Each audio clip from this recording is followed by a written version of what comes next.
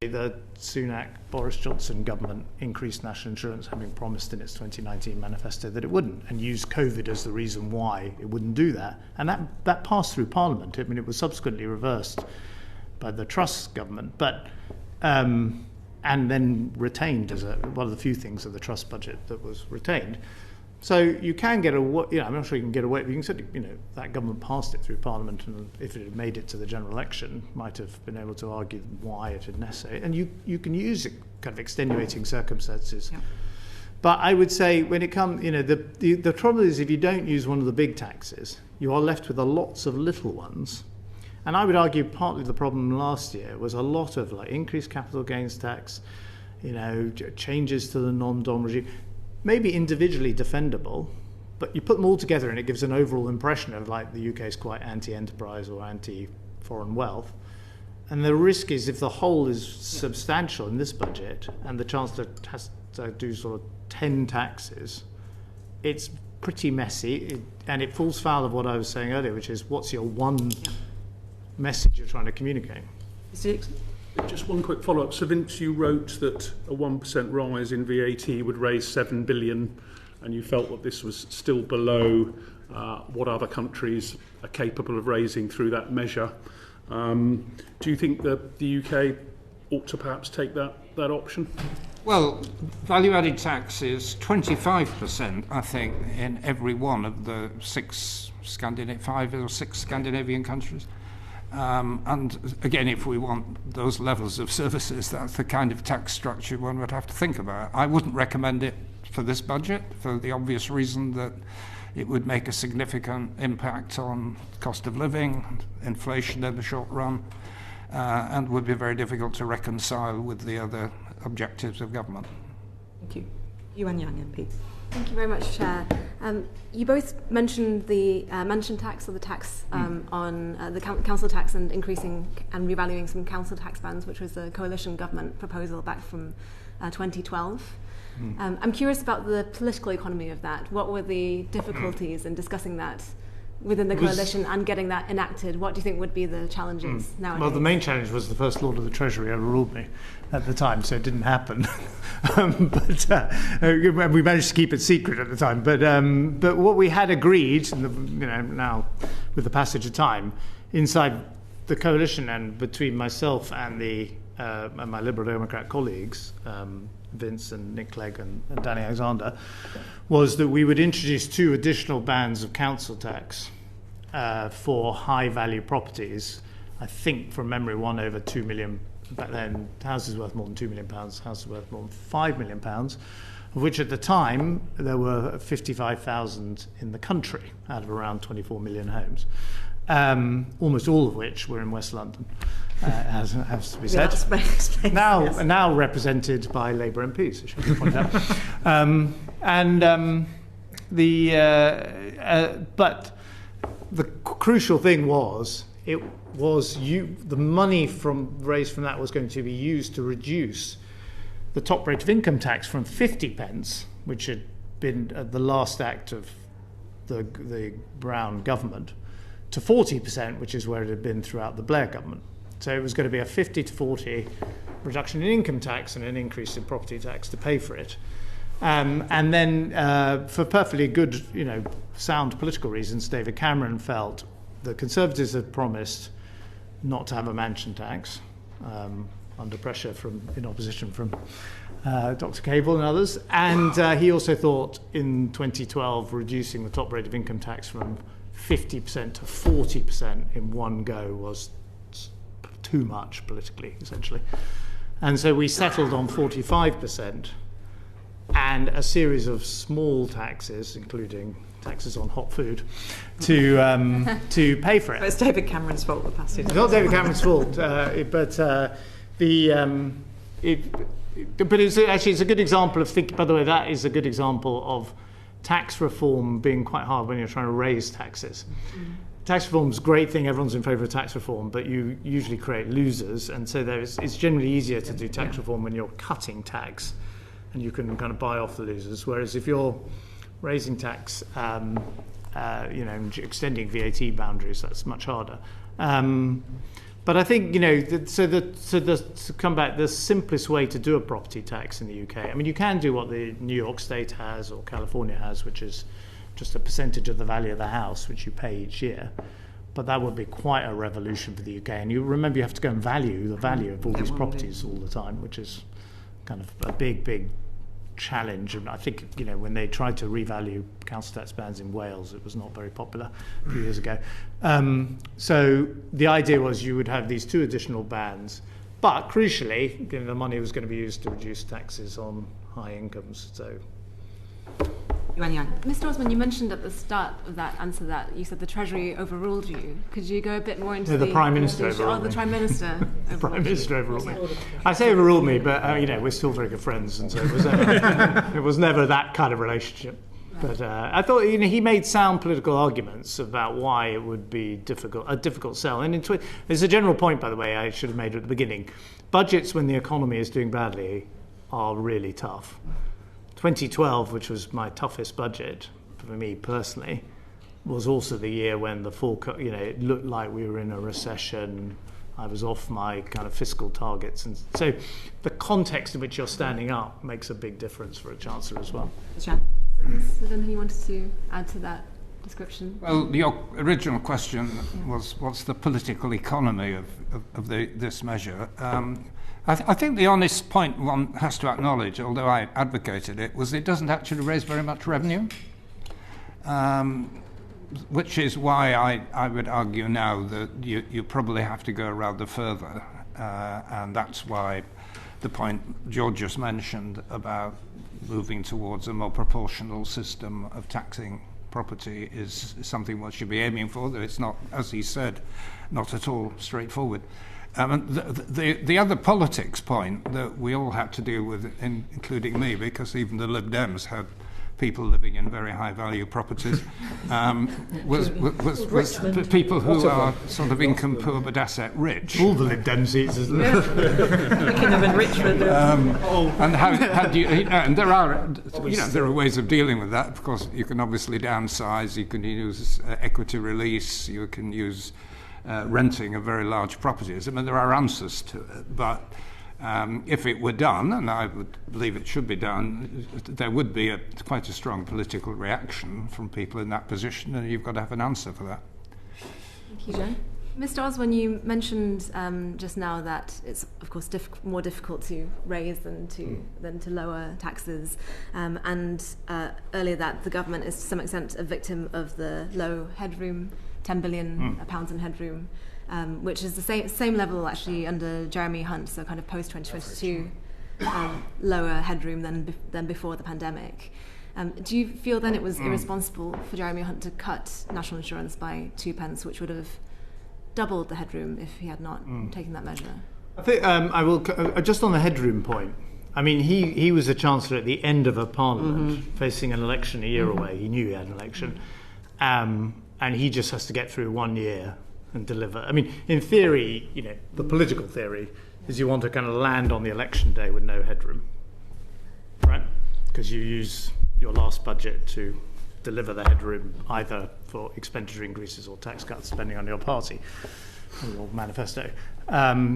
It's very different from the first budget of a parliament, where you're hoping to be the chancellor for the whole of that parliament, in which case you are delivering a big headroom so you can deal with changes in the forecast, and in crude political terms, you've got your war chest, which your party will expect you to deploy as you get close to the general election.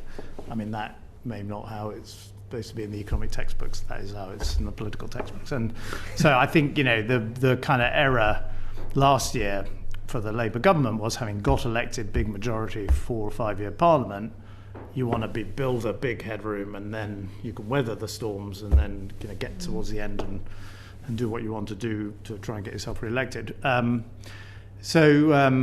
terms of for Jeremy Hunt, I mean, I had a lot of sympathy that the political pressure on him from his own party is he's got to deliver something to try and help win the general election. I didn't choose to reduce national insurance, and I think there's a kind of it's a bit of a simplistic way to think about politics, that I've delivered a tax cut, therefore people are going to re-elect me. I think people want an overall sense. Who is it? Have you got a grip on the economy? Are you people who look like you're in charge of events? And am I feeling better off as a person? And, I might not know. I mean, there used to be a cruel test of like, well, what's the rate of national insurance that they used to throw at MPs on interviews and back then. And, I just think the overall objective should be for people to feel better off and for people to feel that their economic future is secure with this government. And that's the confidence they need to exude, which they're not currently exuding. You mentioned then what's in the political textbooks, the political incentive to spend down the whole headroom, in effect handing over to a new government without any rainy day reserves in case of turbulence. And under that logic that you just described, every 5 years there'd be a running down of headroom and then a huge budget and then a running down over 5 years, which is the opposite of what a country would want for stable growth. How do we get out of that economic imperative, so that political imperative that is caused by the current fiscal framework? Well, I think you can get out of it. First of all, like elections cost in democracies. They just, that's just a fact. Like, as I used to say to the Treasury, unfortunately we've got a general election. That's like the nature of our system. And if the Treasury was around, they'd have no budgets and no elections. But but if you kind of, I think I would. Other people will judge whether the coalition government or, given the election result in 2015, the Conservative message on what came to be known as austerity or fiscal prudence, it commanded public support at the time. I know that's not how people remember it now, but it did, and it got us re-elected. I would say Gordon Brown, in the early phase, his prudence for a purpose, I'm paying down the national debt, I'm using the mobile phone spectrum sales to pay down, that was a very compelling message for a Labour government, that you could trust the government with the public finances, and they weren't immediately spending everything that they raised.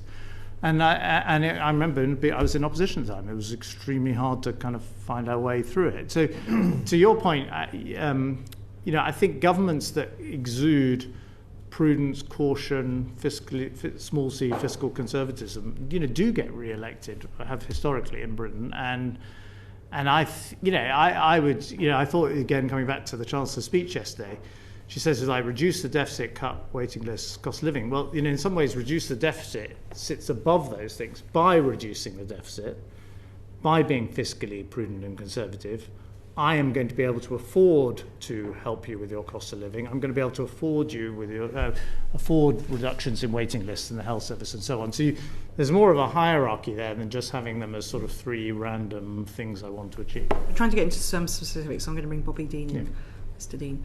Yeah, I was explaining to colleagues before this that I wrote my master's dissertation on British newspaper reporting the mansion tax, but I'm not going to continue to persist because I've got 1,000 questions I'd love to ask. But one of the things that I come across when doing that research was the Merleys review, which I'm sure you might be familiar with. IFS produced a report on tax reform. And I was struck, Mr. Osborne, when you were saying earlier that most budgets, there's 4,000 decisions, most of which many people will agree with, and then there's a few sort of politically defining things that you want to do on it. That seems to indicate that you don't really want to look at a budget as a moment to take a holistic view of the tax system. And it's become quite fashionable now for people to be saying, actually, our tax system's a mess. What we need is proper tax reform.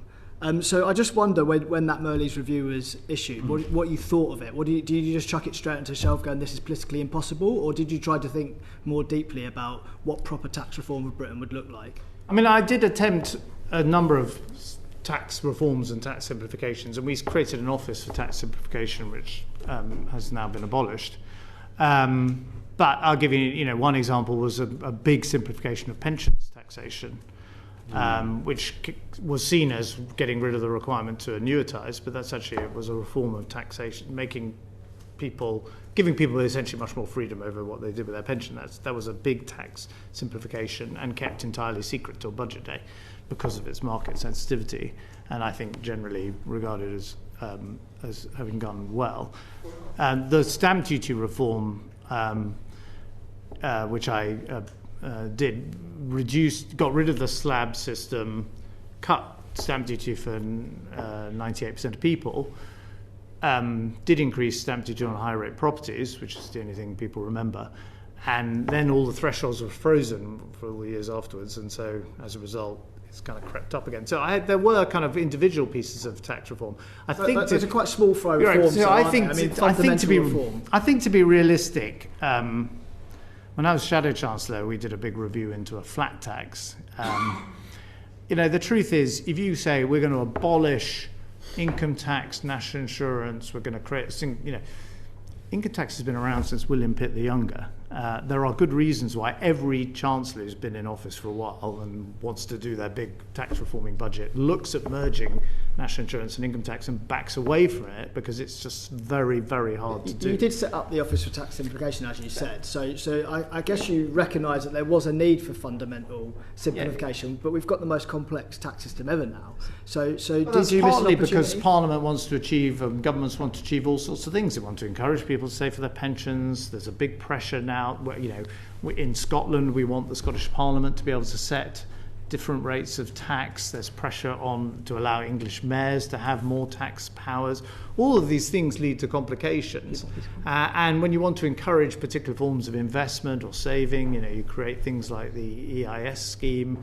All of these things equal tax complexity. And then people say, well, the tax code's got longer and longer, but the individual bits in it are things that broadly people want, which is tax breaks for an enterprise. To push you then, the people who are calling for tax simplification or major tax reform, are they just politically naive? Are we doomed to have a more complicated tax system as we have to appease all these different sectors in the economy? I think you'd have to have a period where money was flowing into the exchequer, not the case at the moment. And that was the political priority of the government. So the two kind of moments when it was done in the late 80s by Nigel Lawson, and it was, I think, probably the Blair government would have had an opportunity to do it in its second term, but chose instead to use the money that was coming in, the unexpectedly higher forecast revenue, to increase expenditure on public services. Thank you. What specifically would you both do now if you were in the Chancellor's hot seat on tax reform? Well, I think if you could merge income tax and national insurance, it's sort of odd we have two taxes on income, but they are, of course, taxed on very different forms of income, different ages of people. It's quite complicated to do. I did look at it pretty closely. Vince? Yes, your basic point that politics and economics are very difficult to reconcile. I started my professional life teaching economics students in Glasgow about the theories of Adam Smith, and then going down to the Glasgow City Chambers in the afternoon and doing the opposite. I'm afraid that is the world we live in. I think my one thought is we try not to be sort of very academic about it. It's very easy to come up with, how you would reform the property taxation in a perfect world, or how you'd reconcile income tax. It would be for the Chancellor just to choose one area. And I think the income tax, national insurance is probably the best. It also has the effect of bringing in new taxpayers, landlords and earning pensioners like me into the tax net. So that would be one thing to do. But it's not difficult to think of areas where there is, a grotesque mismatch between the economics and the politics. If I just give one further example, we've cut fuel duty by 40% in the last 15 years or so for political reasons. It's bad for revenue, it's bad for the environment. And any academic economist would say we should be moving across to road users pricing, which we're going to need anyway when we have electric vehicles. But the politics of that are just very, very difficult. So the last Chancellor who tried to increase fuel duty was me, and I got defeated by the Labour opposition and Tory backbenchers. We talked a little bit earlier on about the growth in the size of the state, and Mr. Osborne remarks it's really started in 2019. I think a lot of time we talk about this, you talk about it like it's a political choice, but of course there's been quite a lot of demographic change in our society. More money spent on pensions, more money spent on healthcare for those pensioners, and more sickness benefits for people that are at the sort of late stage of their career. So Cable, you also talked about this being one of the defining inequalities in our society between the generations. Do you think we need to be thinking about tax reform in that context as well, changing in a society that is changing? Yeah, absolutely. I'm with George in believing we should start off being neutral between tax increases and public expenditure cuts. We have to be trying to be dispassionate about it. But it's actually very difficult now to cut public expenditure. I mean, it's not just the ageing of the population, which is a very powerful driver, but of course you've got defence spending on top of that. But in terms of dealing with demographic change, a future government, and I'm sure this isn't going to happen in 3 weeks' time, is going to have to look at things like the triple lock, which is a wonderful idea when we did it, but and very progressive and lifted a lot of pensioners out of poverty. Very commendable all round, but it's not sustainable and makes no sense in the long run. And you're going to have to move to a double lock or something. And this government or the next one is going to have to grasp the nettle which Andy Burnham and Theresa May both failed to grapple with. I think we tried to in the government of trying to get people to pay for care other than through the council tax system. I mean, these are the kind of big, meaty, reform issues which governments keep backing away from because they're too difficult. But precisely because of demographic change, you're going to have to be faced.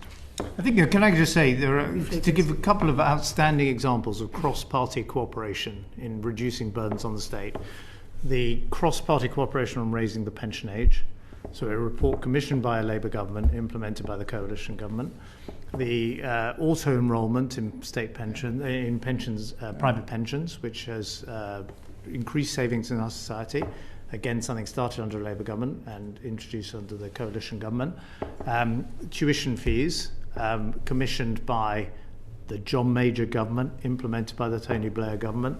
Then a further top up. There are various things that the parties have managed to cooperate on in a way that we now sort of take for granted. But state pension age, it was your government that then increased it at shorter notice, giving less time for people to plan. That was a deliberate decision, presumably, to save money. In the aftermath of the financial crisis, to show that the country was getting a grip on its public finances. It caused a lot of havoc for people. Anyway, I've got an issue. We'll come on to pensions in a minute. I think a lot of that was to do with raising the female state pension age in the 1990s, which was passed through Parliament, widely advertised at the time. And that was changed at very short notice for people. For both men and women. Yeah, but it compounded that first point. But anyway, we're coming on to pensions. Catherine West. Thank you, Chair. Two quick questions. One about national insurance and one about the national living wage and London living wage and regional living wages. Yeah. The first one, national insurance, obviously quite controversial change by the Chancellor last year, which some employers were very unhappy about, but which over time might end up creating more balance or revenue. Your assessment on that particular element, because conversely there's currently a think tank who is saying no, we'll do the opposite to spur jobs. And the second question is just on the living wage and that sort of entry level, pushing up entry level, and what your views are on that way that it's slightly abutting now entry level graduate jobs, etc. Not the committee hasn't taken a view because I think but I think it's an interesting point for you, having introduced the NLW and those of us who have introduced the London living wage, to have a reflection on that. Vince, do you want to take that first?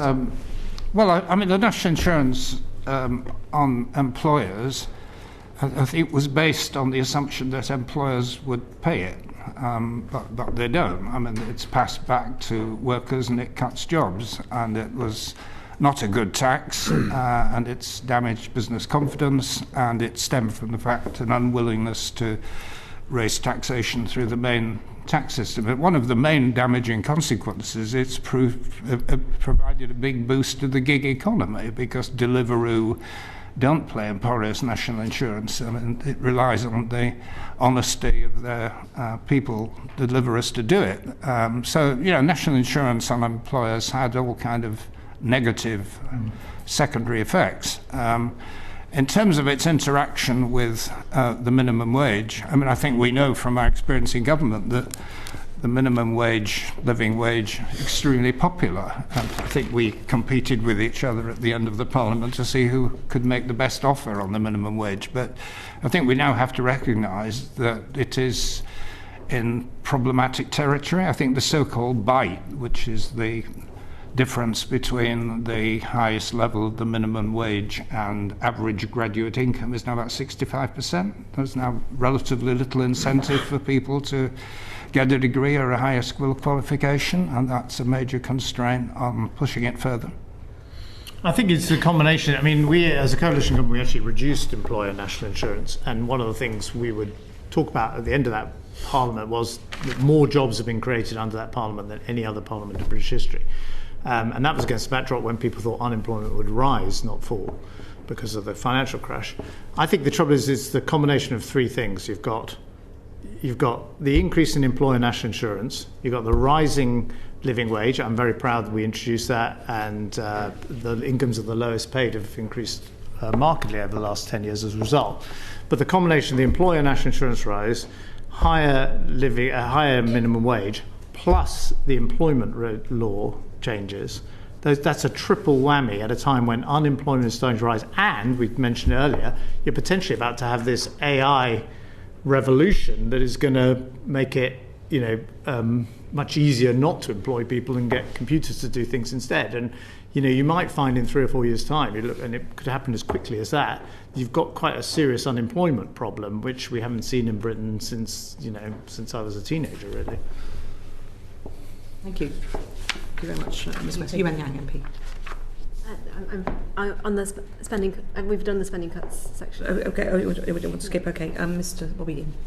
Yeah, earlier on we spoke a little bit about the OBR. I think Mr. Osborne, you said the OBR needs to back off a bit, and Sir Cable, you said that they're sort of marking answers, they're starting to set the questions. There's been a lot of talk about the degree of fiscal headroom the Chancellor's left herself and how much that's a problem in on itself, incessant tax speculation for the last year or so, for example. How much headroom should the Chancellor seek to build? Can I go to you first, Sir Cable? Well, I think George gave a very eloquent description of the political problems with headroom, but in terms of the sort of basic economics, I think we have had evidence of growing volatility in the big macroeconomic factors governments have got to deal with. We've got the possibility of a big shock that might come. I mean, we've had COVID, we've had the financial crisis, we've had Brexit. There may well be others coming over the horizon. This big AI boom, which is producing remarkable results for the companies involved, it may indeed produce productivity growth. It may also be a bubble, and you can have a very painful correction that would have significant effects on financial markets, including ours and including the economy. So, there's a very powerful argument in principle for having a significantly higher level of headroom than we've got at the moment. But bearing in mind the politics of how you deal with it. I mean, before we come to Mr. Osborne, can I just pick up on something you said about the OBR backing off? Did you mean by that perhaps the Treasury should be allowed to stick to some of its own forecasts and what they think that the trade deals are going to happen or the impacts of the planning bill? And then they take the political risk of that. So the OBI kind of assesses it and says how likely or not that is, but the actual figures that are turned out from are based on government forecasts. What did you mean by that? Let me be absolutely clear. The OBR is blamed by the people on the right who want to cut taxes and not cut expenditure to make those tax cuts affordable, and it's blamed on the left by people who want to raise spending and think that's going to pay for itself. And so the OBR does a very good job at telling both that their plans are fantastical. I think where it's partly because of the low headroom that the Chancellor's operating under, it's got into a kind of daily dialogue with the Treasury about the impact on GDP of other measures the government's taking, the Prime Minister's trade deal with the US or India or the immigration white paper or whatever it happens to be. And if I was the OBR, I would not try and sort of micro forecast all of these broader economic policies, because then I think you end up with the Treasury. I mean, the Treasury is brilliant and I loved working there, but I know exactly what the Treasury officials will be doing, which is let's get them to score the trade deal and then we won't have to put taxes up on, pasties or whatever it happens to be. Thank you very much, Mr. Dean. John Glenn, MP. Can we turn to welfare and pensions policy? I mean, 22% of total government spending is on welfare. Yeah. You talked, Mr. Osborne, about the achievements around auto-enrolment, and you also talked about, Sir Vince, about the issues around the triple lock and what the achievement was there. Would there not be a way of dealing with that pressure by putting a ratchet on the increase from 8%, which is generally seen as inadequate as a total amount of saving on pensions, so that generally over time people would be forced to spend more on their pension, and put some sort of time limit on the 2.5% ratchet, given outside of the pandemic, only 1 year of the last 10 we've seen growth in the economy at above 2.5%. Isn't there room for some quite radical reset in the area of pensions? And do you think the Chancellor would be well advised to do it? Mr. Osborne. I definitely, I think increasing the auto-enrolment rate is a very good idea, and it's ultimately optional, although people have to opt out of it, and I think it's been a really successful UK policy pursued by governments of all colours. But not adequate enough at 8%. Well, I know, yeah, but so you can increase it, but I think you have to, the system's been established, it's now well respected, and most people are participating in it. On the triple lock, I mean, of course, when it was introduced, it was actually a Liberal Democrat proposal in the coalition talks, which we agreed to.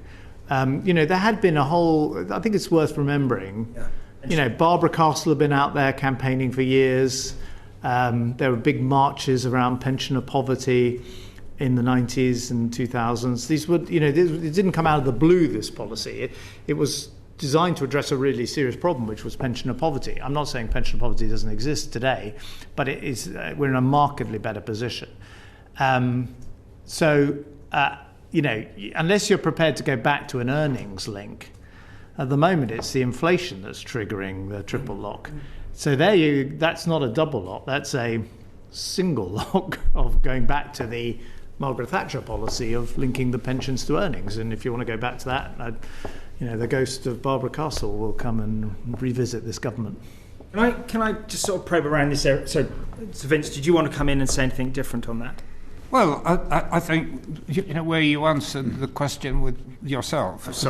If we moved from a triple lock to a double lock, simply remove the mandatory 2.5%, which is way in excess of current or expected economic growth, that would provide pensioners with protection, but it would also put it on a more sustainable basis.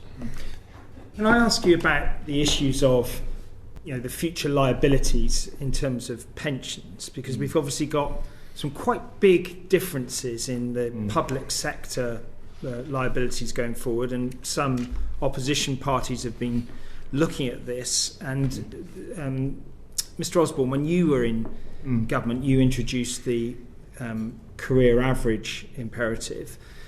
What do you see as scope for reform in this area, given the wide discrepancies now between DB and DC pensions, and what that means for our society? Well, I think you would have to address public sector pay if you were going to get rid of career average DB schemes in the public. You'd have to bump up kind of annual pay. Remember, it's an overall package in the public sector, which is often forgotten in the pay negotiations, that they're getting but they've got more job security and they've got pensions. I don't think that's the sort of first thing I would look towards, to be honest. I mean, I think now you've got the career average schemes. I mean, personally, I didn't really see the point of the last Conservative government getting rid of the limit on lifetime pension savings, which I had brought down. the reason they did it was because you run into problems with DB schemes for consultants, judges, senior military officers, and dare I say it, members of the government. But I think they can be addressed somewhat separately, because otherwise, looking into it in some detail, Chief Secretary. I know it's very complicated, but it's quite a. If you're looking for, ways to save money, it's. I don't know. I thought. I don't know. I didn't think it was necessarily the right. You think Chancellor should actually be doing things to pensions at a budget rather than in a long-term approach? Because let's take the lifetime limit. So you introduced it, you focused on it for a bit while you were Chancellor, then you stopped being Chancellor and no one uprated it. Then it hit these problems which actually, in 2012 in the Public Accounts Committee, we were picking up that people were leaving jobs because it wasn't worth their while working. Doctors and so on were retiring early because they could afford to. And nobody then really kept an eye on it, and then we hit these big problems. I think it was more like tail wagging dog, because it was particular problems in public sector DB schemes where notionally there's a very large pension pot, although of course it doesn't actually exist, it's funded out of current taxation, and it hits the lifetime allowance. But as a result, they got, the last government got rid of the lifetime allowance, so people, wealthy people can put a lot of money into pensions again. I don't know. I mean, it's just sort of struck me as, in terms of pension reform, I think it's true. I mean, I would argue that pension reforms we introduced were successful in 2013 and 2014. I mean, actually, Ruth Kelly's pension reforms were pretty effective as well when I was in opposition. If you look back at the But there's a lot of but at the dispatch box simplifications. and budget day, if you think of the whole of government accounts, which lays out everything, although it doesn't include pensions, and then you've got the budget, as you talked to earlier about the rabbit out of the hat at the end. But is that the right place to make pension policy because of the other political pressures on the Chancellor? Yeah, because I think it has to be balanced against. You ultimately got to put all these things into the mix to make your sums add up. I mean, and so it doesn't mean other aspects of pension policy like the pension age and that's separate legislation, separate debates, but I think we're talking fundamentally about the taxation of pensions, and the budget is a tax event. So, when you were Chancellor, you looked into Michael Johnson's proposal on the lifetime ISA, and it was characterised as an attempt to try and create an alternative savings vehicle. Given that 10 to 15 billion of pension relief is on higher rate taxpayers, and if you'd have had the mass adoption of that vehicle, you would have had different levels of tax relief. I mean, is that something that you think is still unfinished business? Yes, I mean, if I was given a ninth budget, I would have definitely done. People understand ISAs, right? They were introduced by. Well, there was a precursor introduced by John Major. Gordon Brown introduced ISAs. We increased the limit, £20,000. They're very simple to understand. I think pensions has got unbelievably complicated for people certainly outside of the public sector.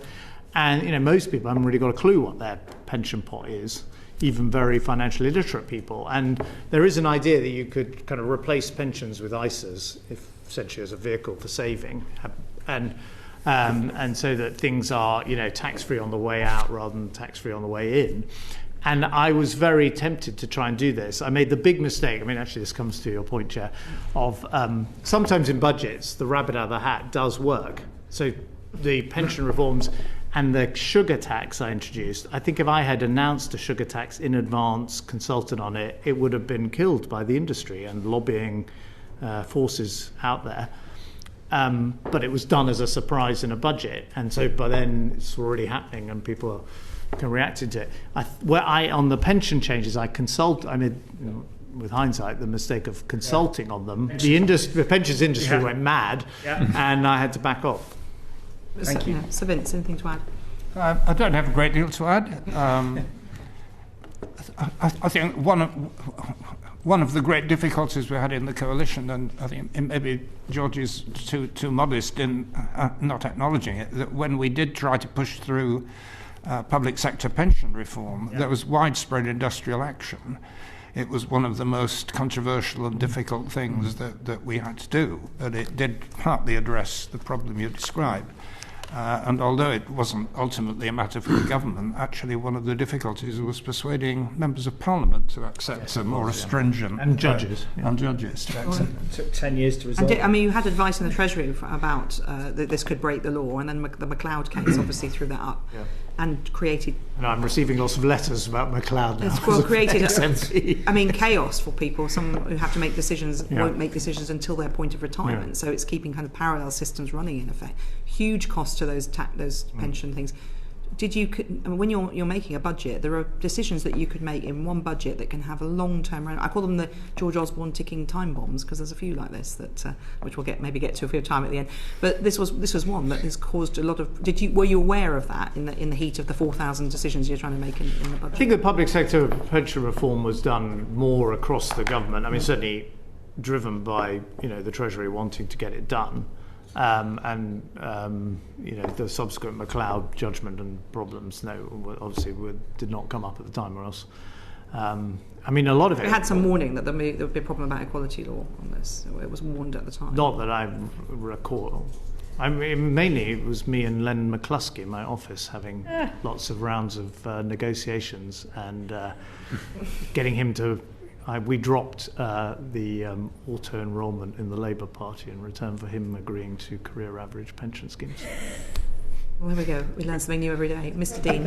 Just a quick one on, and it's been mentioned already, obviously the state pensions and public sector pensions coming from general taxation. This feels to me like quite a big and increasing forecasting problem for the long run of the public finances. Should we be getting the OBR to sort of independently review and forecast what that liability looks like? Should we be doing anything more radical than that?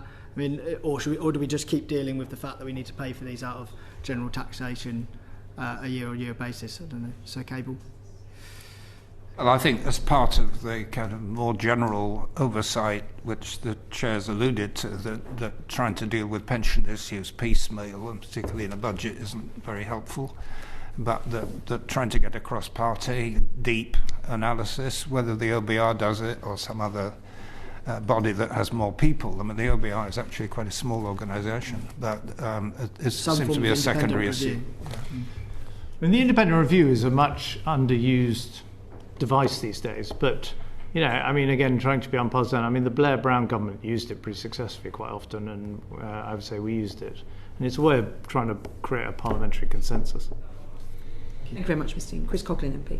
Thank you, Chair. Mr. Osborne, in the spring statement, the Chancellor was able to upgrade GDP by 11 billion a year using the uplift in defence spending based on a fiscal multiplier of 1.6. That comes from Palace Rico on how you can use defence R&D to raise economic growth. The reason I say that is I listened with interest to your podcast on the debt doom loop on the way in, which I think did back in July. But isn't there potentially a third way in terms of that challenge around fiscal constraints, which is that Europe faces a fundamental strategic challenge with the disengagement of the US and Russia? We all know it needs to increase defence spending. So if Europe issued debt, pooled debt to raise defence spending, you use the fiscal stimulus from that to boost economic growth, and you don't spook the bond markets because you've done it in conjunction with our European allies. You could therefore deliver a fiscal stimulus and perhaps help partially offset the doom loop that you suggest. Yeah, I think it's my fellow podcaster on political currency, Ed Balls, who said that the government did have an opportunity earlier in this year to come off its fiscal rules or create an additional fiscal rule, saying because of the defence threat from Russia, we could borrow outside the rules. And of course, the German government essentially did that. Yeah, exactly. Ed Balls judges, and I would judge that today that moment has passed somewhat for the UK and for this Chancellor, that the bond market is, I think, sitting more heavily on her shoulders, and that moment of that window of opportunity has passed. I would say, it's quite a crude fiscal stimulus. I think originally, actually, John Maynard Keynes said that sort of defence spending is not your ideal fiscal stimulus because you're trying not to use the things you're building, your missiles and artillery shells and so on. But you're right that it can certainly spur innovation. It's been a big. I referred earlier to my role at Stanford. Stanford was partly built on the back of US military spending and innovation. I would say the single biggest challenge in the space, not for this committee so much, is the innovation you want to be encouraging. I would fear that increases in defence spending at the moment are going into cost overruns on old programs like frigates and armoured cars, rather than the very different battlefield we see in Ukraine. Yeah, if we're talking about defence and how to manage defence spending in an economically useful way, I would refer to the work that's been done in the industrial strategy. I think one of the biggest reasons that persuaded me, and I think my colleagues, to adopt an industrial strategy in the coalition was what was happening to the British aerospace industry, which is at the heart of defence procurement. It was disappearing without government 50-50 funding of R&D. Much of the industry and its supply chains would have simply disappeared. And this government has introduced an industrial strategy. It's been quite quiet about it, but this should be very much at the heart of it. But I mean, simply using defence spending as a stimulus, it's questionable. I do remember that when we were debating Plan Bs in the coalition, the IMF produced a report on how you give a best stimulus to the British economy, and I think the Keynesian multiplier for all forms of public spending and tax cuts was about 0. But that public investment was significantly higher, and if you're trying to stimulate the economy, that's probably where you should be looking.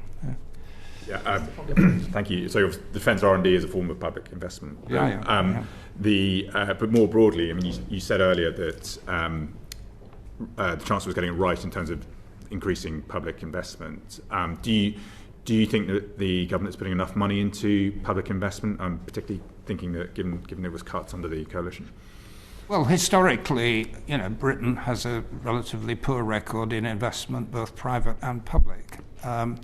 I mean, one of the problems we've battled with over the years was the sort of Treasury orthodoxy, that public investment is a waste of money, that it inevitably crowds out private investment.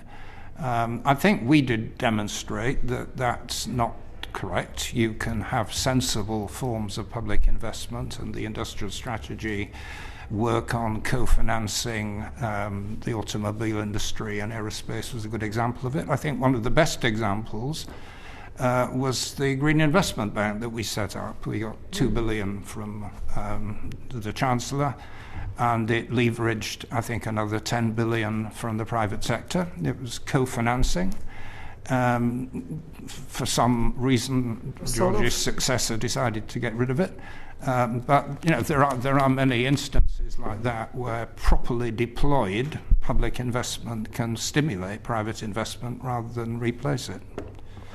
Mr. Osborne, do you think the government's got the right approach to public investment, or should it be be putting it in different areas? Yeah, I thought the Chancellor was quite smart in adjusting the fiscal rules at the last budget to allow for that new definition of public investment, taking into account kind of net assets.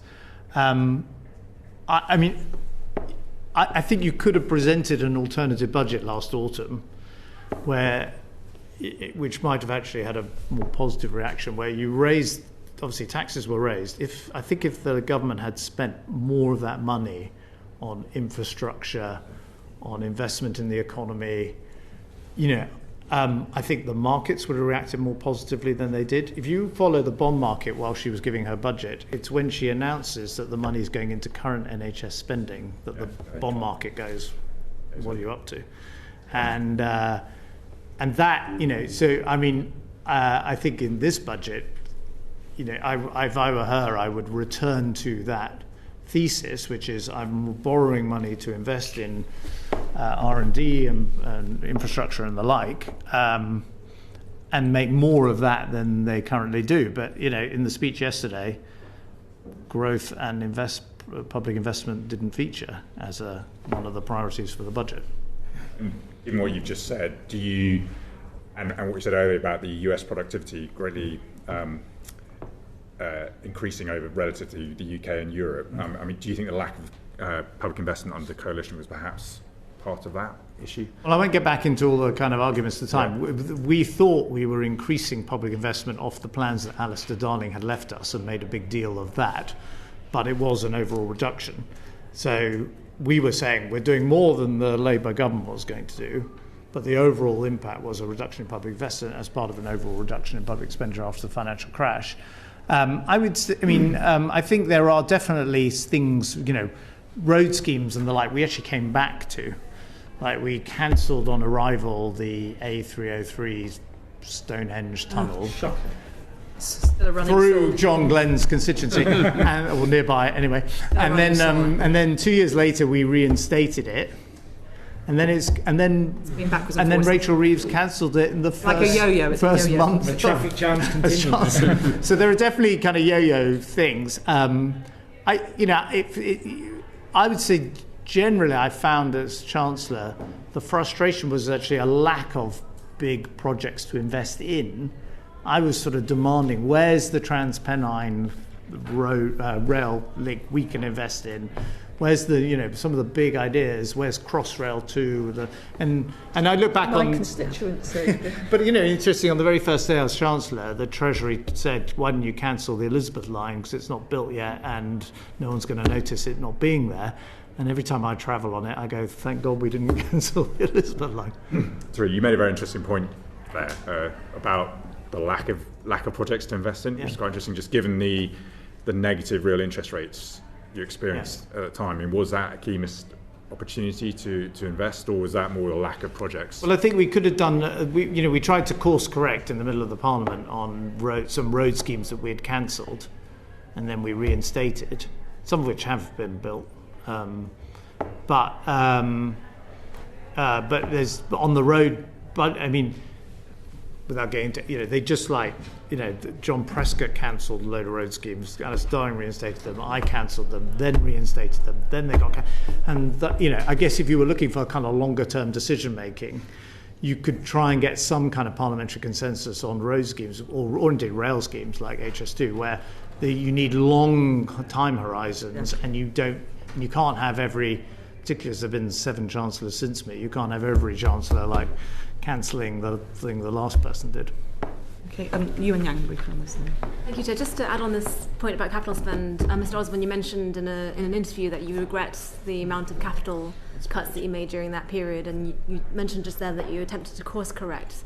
Why was there the attempt to cut capital spending at a time when interest rates were almost zero, so you would have had effectively free money for the government to invest? Well, I mean, so we were operating off essentially the baseline that we inherited from the late Alistair Darling, and he had built in plans to cut the deficit, which at the time was 11% of GDP, and he had a big cut in capital spending, and we in the coalition said we were actually doing better than what we'd inherited. But of course, with the passage of time... But that's not what residents or No, of course, with the feel. passage of time, you look back on it and you go... I mean, this is, a challenge which is sort of easier to see when you're outside Parliament than when you're in it. At the time, you think you're doing one better than the people who came before you and you're outfoxing your political opponents. But then you take a step back and go, well, maybe that just was the wrong thing and we should have totally rethought the capital budget. And then we definitely cancelled some things which we later had to reinstate, or wanted to reinstate, which obviously was not ideal. But I do think, even if we'd massively increased the capital budget, first of all, it would have put more pressure on current spending at a time when we had such a high budget deficit. It would also all put more pressure to raise taxes. And the borrowing, it's all very well saying zero interest rates or negative interest rates. At the time, a lot of our European neighbours were in fiscal crises. Greece, we were in the euro at the time. But yes, I'll pass back. No, but the Liz Truss mini budget, or the quasi-Kwarteng mini budget, and this Chancellor's experience twice in the last year, once when she was doing the budget and once a couple of months ago in Parliament, when it looked like she might quit, shows you how close Britain is to suddenly the market taking a different view. I don't think she was looking to quit, just to be really clear. No, but the market thought she might. Okay, let's just to be clear. No, of course. Yeah, I just want to be clear for the record. Sir Vince. Well, I would confirm that. And this is something we did have quite a lot of strong internal debate about in the coalition, about why we couldn't borrow at low interest rates for investment. And the answer, I think, George has given, that what the advice we were getting from Treasury and our economic advisors was that the bond markets don't distinguish between capital and current spending. It's all borrowing. That was the argument that was thrown back at us. I think with hindsight, many things that the coalition did in fiscal policy that I strongly defend, even though they're unpopular. But I think this is one area where, with the benefit of hindsight, we could have taken a different track. But bear in mind the specifics. I mean, the one big public investment that was in front of us was HS2. I think it still accounts for half of public sector spending. I think when it came to our cabinet, the benefit cost ratio for HS2 was about 1.6 or something, which is barely credible. Then a subsequent government decided to do the low value part of the project rather than the high value part of the project. But we're not dealing with this in abstraction. We were dealing with real world problems in terms of borrowing and real world problems in terms of a limited range of projects, of which that was the biggest one. Okay, thank you. John Denner. Can I turn to Brexit, trade and tariffs? And my favourite like topic, Brexit. Yeah. Previously, last year's budget, the Chancellor didn't mention Brexit as a cause of productivity performance. Yet, in the last few weeks, and in her speech yesterday, she did. Why do you think that is, Mr. Osborne? Well, it's the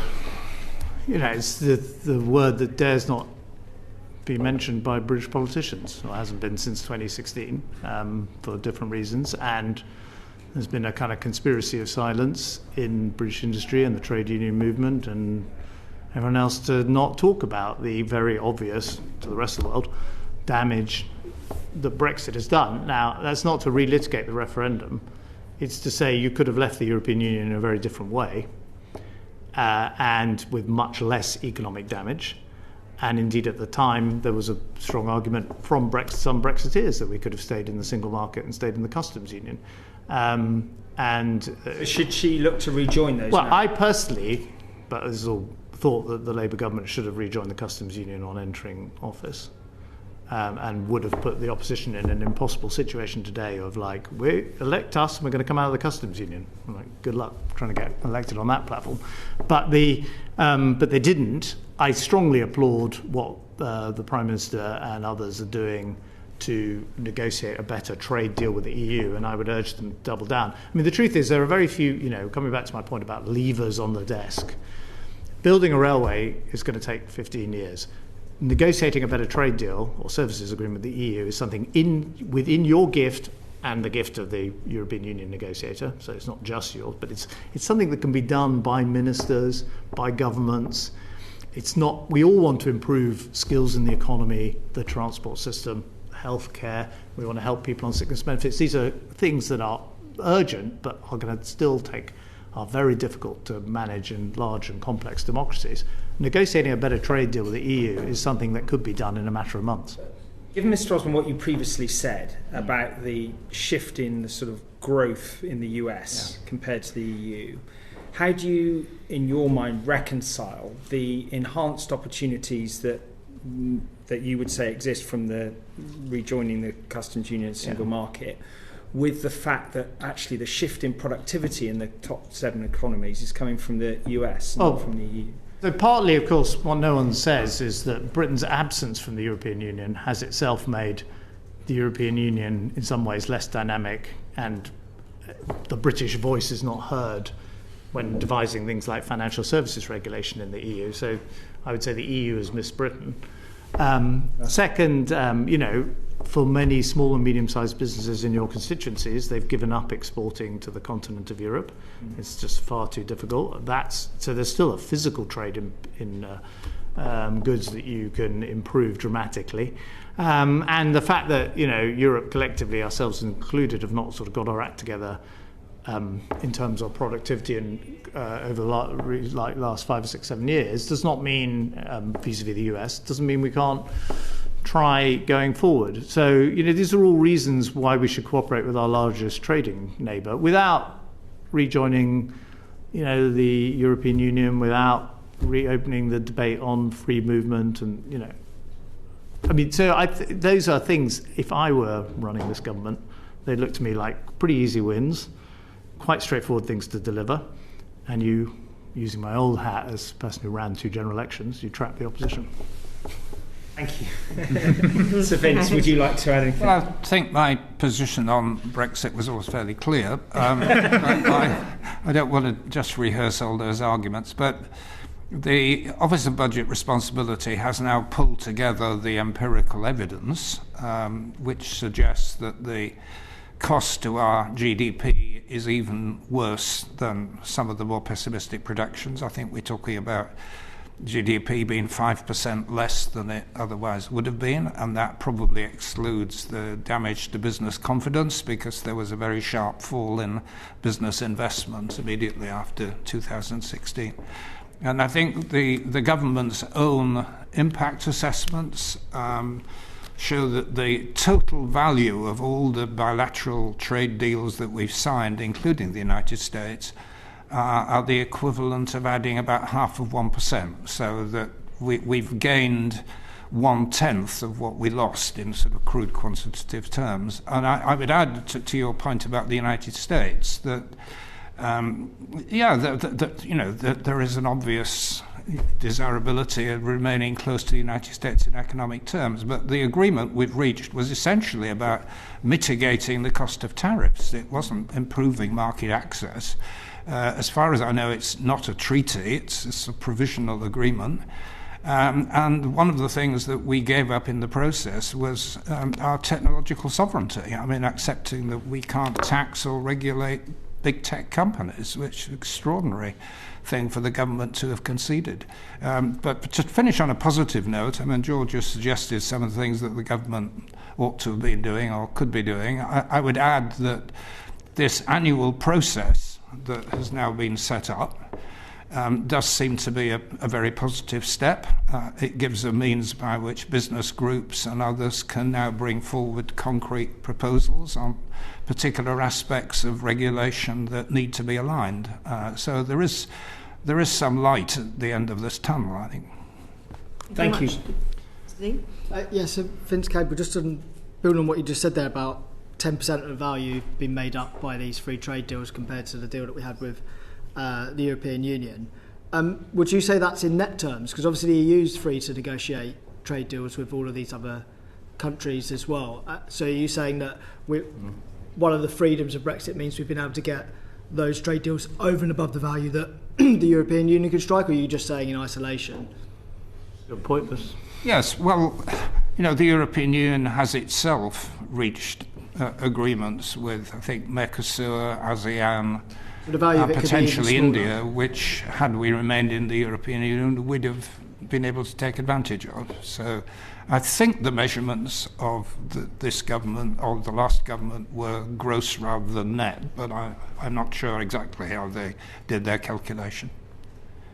Thank you very much. Chris Copeland. Thanks, Chair. Just a general question.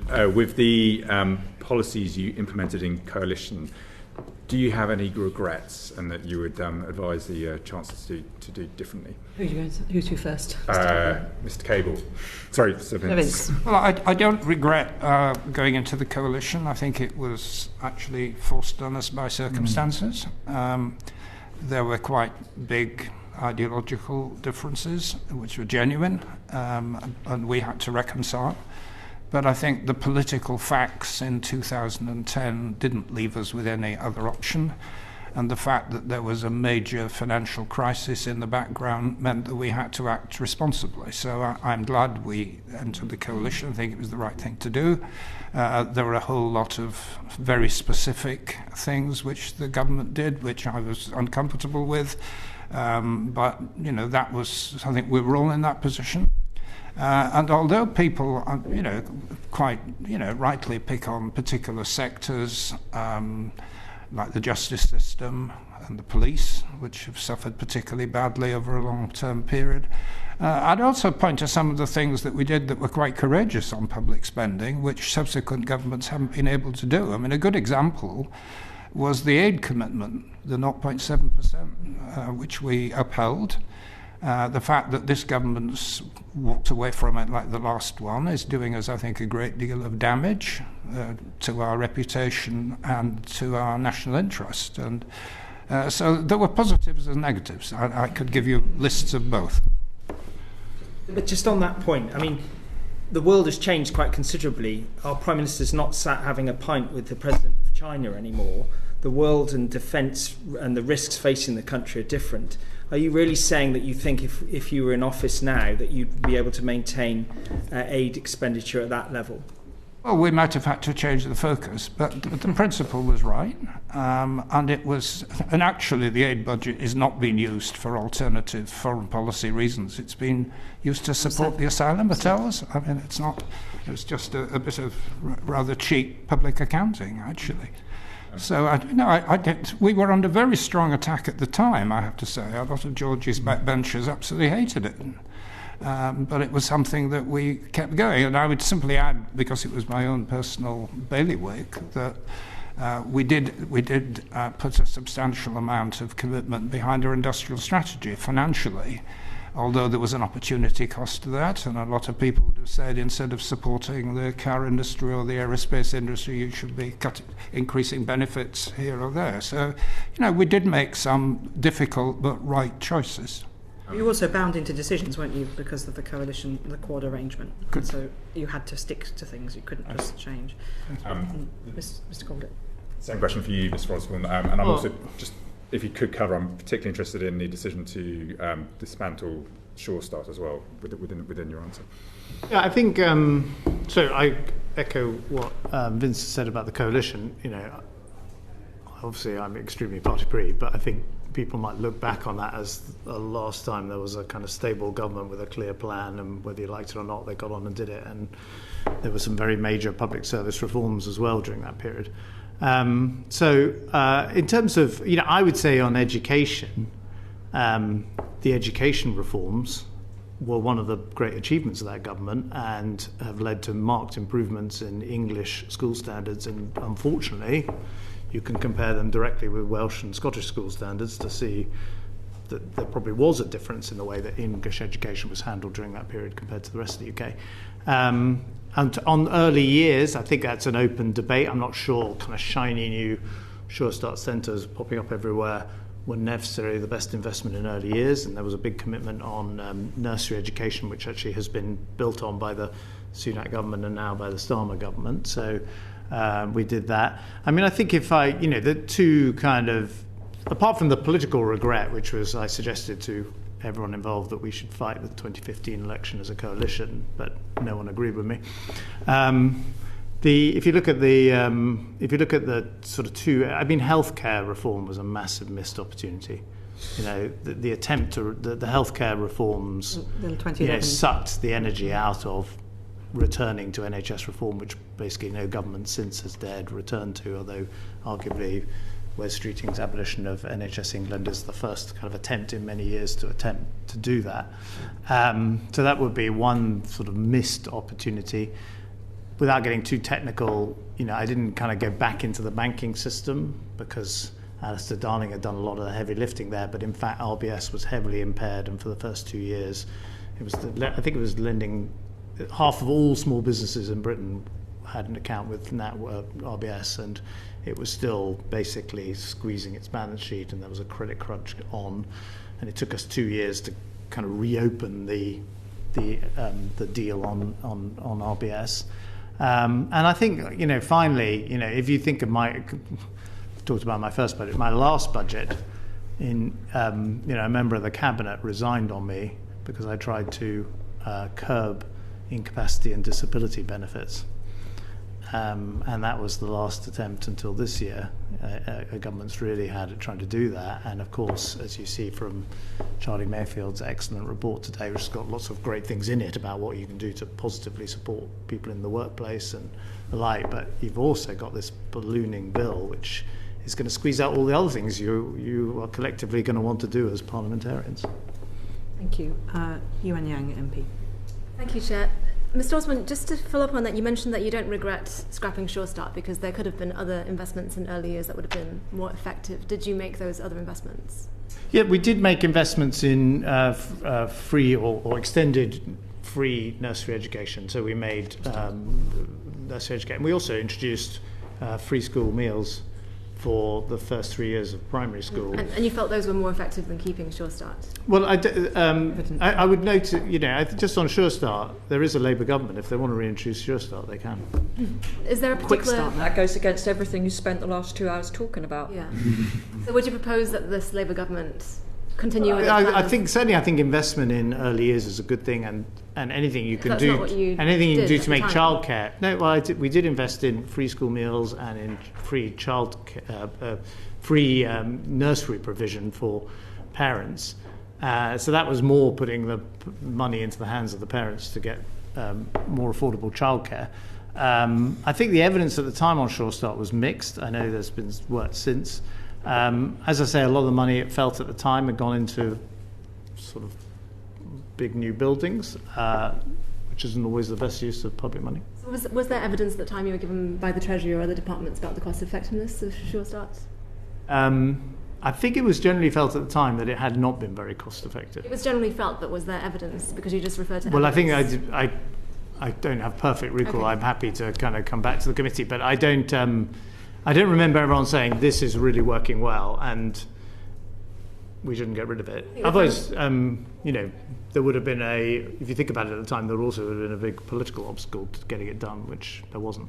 I think the families who used Sure Start would have had a different feeling about that, but let's zoom back. Yeah, and actually, you talk about putting a nursery education, but Sure Start was a lot more, wasn't it? It involved health, it involved parental support. And if you look at some of the impacts on what we're seeing now as young people, the high number of them on PIP, but having been on DLA or EHCP, there's a whole trend of young people who haven't had support, and the cost to the exchequer long term of that is enormous. So you haven't touched on welfare. So did you not do it? In the rush to make the changes for the budget changes that year, were you thinking long term about this impact, or was that something that was just not a concern? Well, I think at the time it was felt that it was overly focused on quite capital-intensive new Sure Start centres. They weren't supposed to have desks. I do remember that people got desks a bit more than they're supposed to be out there, but that could have been resolved, could it not, without actually just... Well, as I say, I think the overall the education reforms and the investment in free nursery education and the investment in free school meals, were positives in that space and have been borne out by education results, which presumably also reflect people's early years.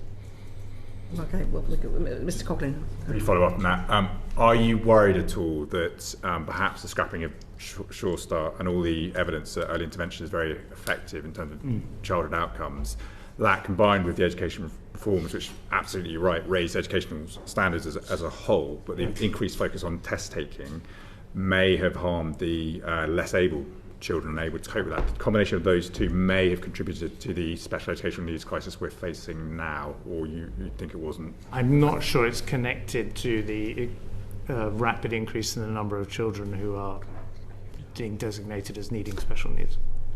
Even though in 2010 there were 1.6 million special needs children and there's 1.7 now. I think there are also, incentives in the welfare system that drive the classification of children. Thank you. You went Jan. Thank you, Chair. I wanted to zoom out a bit more, since we're talking about the regrets of the 2010s. I was in university during the 2010s. Very young Parliament. We can go into many different regrets in that stage of my life, but I was studying studying economics during the coalition government, and I want to return to the topic of growth that we had at the beginning. At the time, the kind of accepted orthodoxy of the economics departments was that a desire to run a surplus budget at a time when the economy was under capacity, recovering from the financial crisis, and interest rates were very low, would be leaning in the opposite direction of promoting growth and the recovery back to the equilibrium output. So, Mr. Osborne, do you feel that your attempts to run that surplus undermined the growth and the recovery? Well, we ran a deficit, albeit a reducing deficit, throughout the time I was Chancellor, and we slowed the growth of debt because we were reducing the deficit. I think at the time there's two things. We now know, but it was sort of obvious at the time, that a financial crash, which happens thankfully, historically, has happened every kind of 60, 70 years, is an enormous shock. And I think you can identify a lot of what has happened in Western politics and governments to the impact of that shock. And we were in the immediate aftermath of that. And so I think this assumption that you could immediately bounce back to the kind of pre-shock levels of growth was, unrealistic, and there's no historical precedent for that. And second, Vince has alluded to it, I've alluded to it, and frankly, the last 3 years of British politics has been a salient reminder that we were sitting in a situation where we just didn't know whether the bond market would lose confidence in the UK in the way, I agree with Eurozone countries, it was losing confidence in some of those countries. But they were near, we had to make a loan as a country to our near neighbour Ireland at that point. Spain was in trouble, Slovakia was in trouble, Greece was in trouble, and so on. So it was not obvious that Britain was insulated from those changes, and we were running a budget deficit of 11 or 12%. And the truth was, he's not here to kind of defend himself, but in the conversations I used to have with Alistair Darling, he was also very aware that this was a really difficult situation. And if you read his memoirs, he actually says one of the things I would have done was put up VAT, which at the time his Prime Minister screamed blue murder about. At the time, did the Treasury, which I presume had the similar mainstream orthodox view of macroeconomics that academic economists had, did the Treasury warn you that attempting to run a contractionary budget would delay the recovery in itself? No, well, if anything, the Treasury orthodoxy was we needed to go further. I think because they also thought we wouldn't have the political will in a coalition. It was a hung parliament for the first time since the 1970s, and a coalition since the first time since the Second World War. And people did not believe that this government was going to be able to do anything. They thought that the coalition would fall apart, that it would be paralysed. But in fact, working, with Vince, with Nick Clegg, with Danny Alexander, Ed Davey, a welcome member of the cabinet I was part of, these were, we made big decisions, and I think it comes back to the point I made earlier, like plan beats no plan. If there was one piece of advice I'd give the current Chancellor, that's not a bad motto. And by the 2015s, 2016, central banks and central bankers were also coming out to not directly criticise, but hint at problems with this monetary fiscal settlement. Central banks had been trying to lean against the impact of a contractionary budget. And, for example, Mark Carney in 2016 warned that the bank on its own couldn't lift growth off for the UK economy. Andy Haldane, the chief economist at the time, has had much more direct criticisms of your contractionary policy. Do you reflect on those interventions? Well, I would say both Mervyn King and Mark Carney subsequently, would say to me that because of the tighter... I mean, remember, by the way, this was not nearly as tight or contractionary, as you put it, as almost all European countries were running at the time. And indeed, the United States of America, though it talked of fiscal stimulus under the Obama presidency, the truth was state governments were running contractionary fiscal policies across the United States.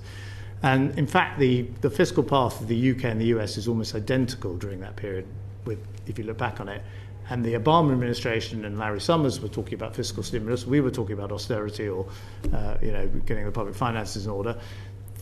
But in fact, we followed a pretty similar path, and it was milder than a lot of European countries were forced to follow. And I stand by the results, which was the fastest recovery of any of the G7 economies, the most jobs created of any parliament in British history, incomes of the poorest 20% rising faster than they'd done in the previous 10 years. I mean, lots of things I'd like to have done more with, but unfortunately this country had a vote on the EU. Wow. Bobby Dean, MP. Yeah, I want to take the long run view as well. So we've talked about the bond markets, but of course they will respond to a variety of economic models. So there's no one pathway. It's just you need a credible plan. And I think, the coalition's plan was to weigh more heavily on spending cuts than tax rises. I think there was an 80-20 rule, or not a strict rule, but that was one of the things that was said. And given where we are now with the sort of social infrastructure, the foundations economy, you've mentioned the justice system, policing, there are lots of concerns about NHS and welfare state now. If you was to take a 25-year view, would you still make the same decisions, or would you weigh a little bit more heavily on the tax side to ensure that social infrastructure doesn't disintegrate? Can I come to you first, Sir Vince Cable? Well, I think, within the coalition there wasn't a wide range of disagreement, but I think probably the Conservative colleagues would have preferred to lean more on spending and us to take a bit more out of tax. But we'd be talking about 70-30 rather than 80-20. And I think one of the key factors which produced that coefficient was the fact that on the Lib Dem side, one of our priorities was to lift the threshold on low earners for income tax. So we were arguing for a substantial tax cut for people on low and middle income. So in a way, we contributed to that 80-20 mix that you describe. Can I just, it was the sort of introductory part of your question, just to make the point about, which I think we've missed a little bit in the discussion, about why Britain has this particular extreme vulnerability in bond markets. I mean, there's a mixture of factors. I mean, the United States is getting away with far more reckless policies than we would ever have dreamt with because they have a global currency. We're not anchored in the Eurozone. And the shift away from final salary pension schemes mean that we don't have institutions which are trying to soak up government bonds in the way that the Japanese have. So we simply don't have the options that many other countries do to manage external public borrowing, and we're therefore particularly vulnerable. Mr. Osborne, do you want to respond to that point about the 25-year view of social infrastructure and whether or not we're weaker now because we lean too heavily on public spending cuts? Well, I don't think that was the case back in 2010, 2015. What I would generally say is that, you don't have to run such a tight policy in peacetime, if you like, outside of the kind of aftermath of a financial crash, but you do need to require reform in return. And I would say, when you look at the justice system, I think if anyone's got experience of the court system, I think could ask legitimately, I keep hearing about it's all to do with money and inputs. I think you could legitimately ask the court system and the legal profession and the judiciary whether they might reform the way they handle themselves and in return for money. So I would, if I was the current government, I would do more kind of striking deals, which is we'll invest in return for reform. And that was, if you look at the kind of most successful period of the Blair government, Blair-Brown government, they were demanding reform in return for additional public expenditure. Thank you very much, Mr. Dean. Catherine West MP. Thank you. Two quick questions. The first is... Do one at a time, perhaps? Yes. Boris Johnson introduced a hard Brexit, but also left a legacy of 1 million newly arrived community in migration terms per annum as his legacy. Would your advice be to the current Labour government to seek entry to the European Union again? No. I don't think we sadly can rejoin, because you'd have to... I mean, it doesn't seem to me entirely... I don't exactly know why as a country we've decided to swap kind of rest of the world immigration for European immigration, but I wasn't in the government at the time. Well, I certainly, rejoining tomorrow is not an option in the very long term. It may well be, and probably would be desirable, but it will be a fundamentally different organisation. If Ukraine is a member in 10 or 15 years' time, we'd be joining something quite different, and which probably has different member states with different sets of obligations, a much more flexible system than we've had. So the answer I would like to see us rejoining, but over a very long time frame and in a much more open-minded approach.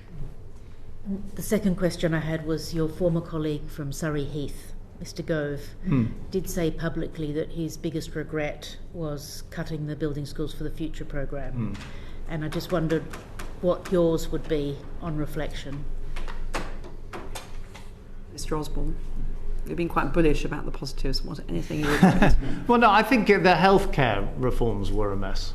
I mean, and that's such a big area of government spending, and it basically frightened us off ever kind of returning to it. And it is annoying because, the Labour MPs around here, this is such a rare opportunity you get. You've won an election, you've got your majority, you haven't been in office a while. This is the moment to be doing the things that are difficult to do. And, healthcare reform is the kind of thing you can only pull off in the first couple of years of a new government. And, that was a mess. Vince?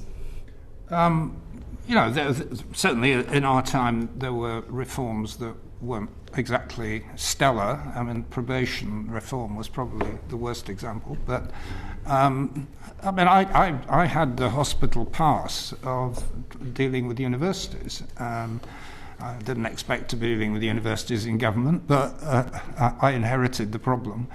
And we were faced to a situation not totally dissimilar from today. We had a substantial number of universities going bankrupt.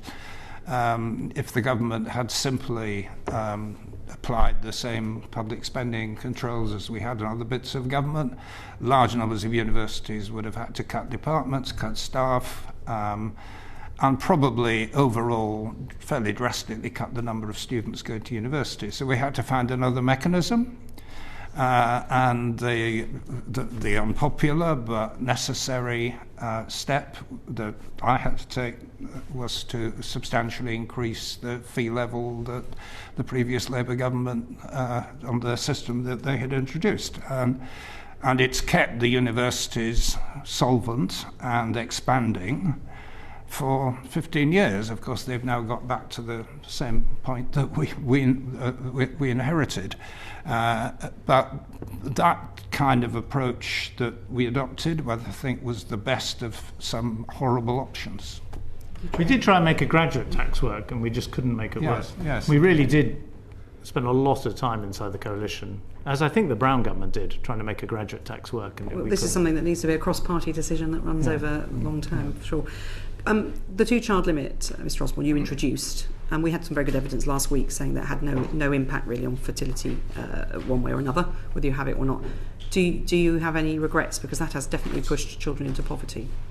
No, absolutely not. I think it's perfectly fair to ask people in society who are in receipt of benefits to make the same kind of choices that most other families have to make about whether they can. But some people make choices and then they find themselves, as we heard very clearly last week. So you can have 3 or 4 children, be working, everything's fine, then you're widowed, separated, lose your job, and suddenly you need some support. And the social security system, I think we would all agree, there's not going to be a safety net there. We can argue about how that works, but that safety net isn't there for those children when their family circumstances change. Yeah, the vast majority of families in Britain have to make choices about when they have additional children, the cost that that's going to bring.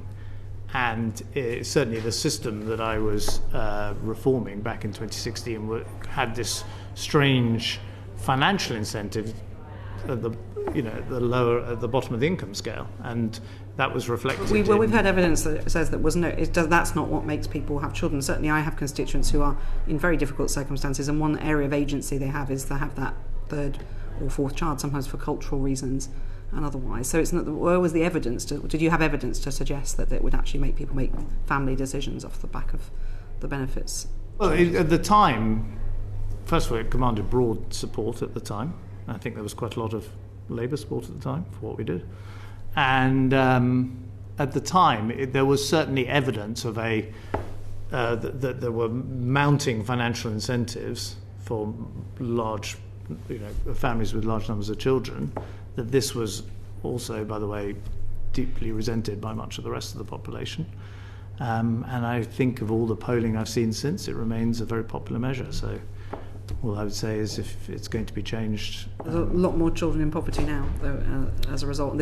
Changing this would be the quickest way of getting children out of poverty. So your government oversaw your government and subsequent governments of your party oversaw a massive rise in child poverty. I think if you're trying to look ahead at where the public might be in 3 or 4 years' time, an overly generous welfare system might be a big challenge. Well, there's a difference, isn't there, between a generous welfare system and supporting the children who have no say over their future, and also with a falling birth rate, which was not, I think, the situation when you were in power. But now, would you argue there's a need for investment in our children, the ones that we've actually got, because we're not having immigrations? I would personally gone down or going down because of Europe.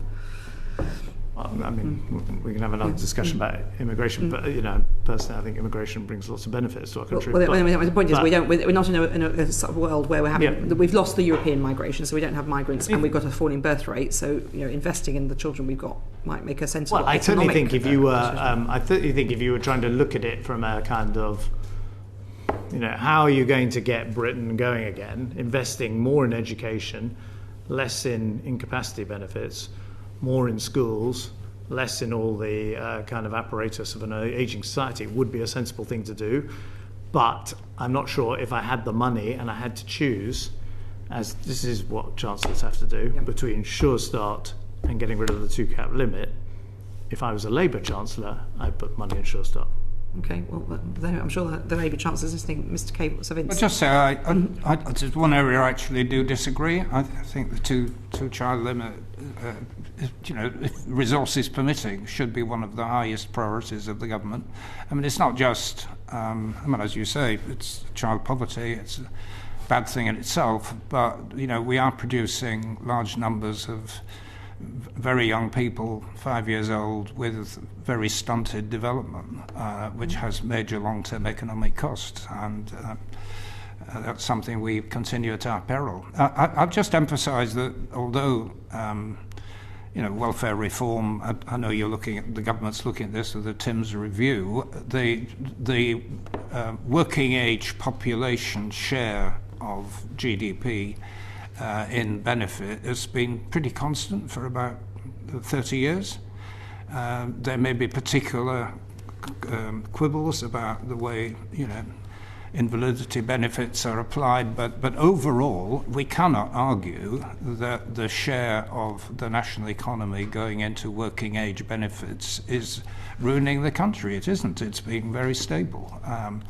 And within that, I would certainly prioritise the 2-child limit and also improving the tapers for universal credit and dealing with things like the extreme limitations on, say, 8-hour working before you start losing benefit. That whole thing should be made much more flexible. I think it's worth noting that universal credit and actually benefits to children going often to families in work, about half or just over in some cases. I just want to quickly touch on frozen thresholds, big debate here. So if either of you were the Chancellor now or in government now, Sir Vince, what would you be saying about the frozen? Because that is going to drag, or the fiscal drag is real. Is that something that you're concerned about? Sir Vince first and then Mr. Osborne. Well, fiscal drag is it's one of the worst ways of it's politically attractive because it's relatively concealed, but the big choice we had in the coalition, this government has as well now, which is, do you just allow income tax receipts to rise by freezing thresholds, or do you go for the basic rate?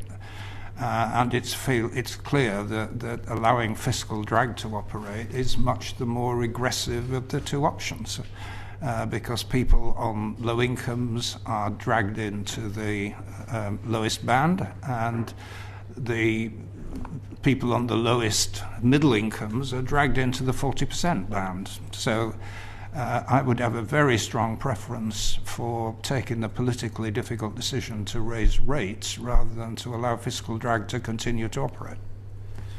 Well, I mean, when we were in government, we did the exact opposite. We raised thresholds. That was our big signature kind of attempt to help the working poor with their tax bill. But this is the kind of debate we would have in the coalition. This is exactly because, Vince would say it makes economic sense to raise the basic rate of income tax. And I would say, yeah, but we can actually get away with freezing the thresholds. We did the opposite. But I'm saying if you were sitting in the Treasury today, I think if the Labour Chancellor raises income tax rates for the first time since the 1970s, that is going to be, having specifically promised not to do it in a manifesto, that is going to cause a political hardship for the government. And it might make more sense for the very good reasons that Vince has said, but continuing the Conservative government's income tax freeze looks like a much more attractive option if you're actually putting together a budget. Thank you. John Grady, MP. Just a quick question for Mr. Cable then. The poorest families in Britain faced a double whammy because they lost Sure Start and they lost the 2-child cap. And I'm not aware of any academic evidence at the time that showed that the 2-child cap would influence the number of people, number of children people would have. We heard last week that it doesn't. I think, and so the question is really twofold. First of all, Did the government take proper account of the long-term costs, leaving aside the ethics and it's deeply unethical for me? Did they take account of the long-term costs of these two measures in terms of lost earnings and lost prospects for that cohort of people who are affected? And secondly, do you think the coalition government had a sufficient eye on the distributional impact of its policies? Well, we did produce distributional impact assessments, actually. I mean, they were critical, but we did produce them and we were aware of them. I can't honestly recall the decision-making around the two-child... Well, to be fair to you, Vince, it was actually introduced after the coalition ended in the Conservative government. But I would say we did commission a piece of work at the request of the Liberal Democrats, which was what are the public expenditure cuts that disproportionately affect the upper income brackets as opposed to lower income brackets. And the three policies that the Treasury came up with were university fees, jack them up more. Second, get rid of free museum entry, not something I'm in favour of now, I'm chairman of the British Museum. And free swimming lessons, which had been introduced by the tail end of the government that had come before us. And we said no to all three, beyond what we'd already done on tuition fees. Did you actually have academic evidence, Mr. Osborne, about, kind of robust evidence, about whether introducing the two-child cap would seriously influence people's behaviour and decisions about having children, as opposed to just general say-so? We produced at the time, and we had internal evidence on the distributional impact of the policy and its impact on child poverty, and we were confident that we could go on reducing child poverty. But Mr. Osborne, gently, because I don't want to appear rude at the end of a long hearing, and you've been very patient with us, was there evidence about the influence of the policy on people's decisions as to whether to have children or not? Because one of the key we heard last week that it didn't make any difference. I mean, to be honest, it's not that I don't know the answer to the question because I can't recall whether there was a specific piece of paper that came to me around that, but it was felt clear we clearly felt at the time, and it was widely supported actually across the political spectrum, that there were disproportionate incentives in the welfare system, which is why there was a clustering of... You're suggesting basically that people were having babies to get benefits? Well, it wasn't so much that they were having babies to... They weren't so much that they were having babies to claim benefits. It's just that the conversation that many families in Britain have, which is, can we afford another child, was a conversation we wanted all people to have. Well, people were but what we heard last week, people were having that conversation, quite possibly, while working, and then something happened in their life and then they needed support. The great thing about there now being a Labour government is you can reintroduce Sure Start and get rid of the two-child cap. Well, there we go. There's some suggestions for the Chancellor. Look, I thank our witnesses, that's Vince Cable and George Osborne, very much indeed for their time. A canter through interesting memories, good and bad, different takes on what happened in your time government, but we thank you for your time because there are not many people now, sadly, with Alistair Darling who are alive, who were in your positions having to make these decisions, so we really appreciate your time. The transcript will be available on the website uncorrected in the next couple of days if you want to have a look at that. Thank you to our colleagues at Hansard and thank you to our broadcasting colleagues at Bowtie. Order, order.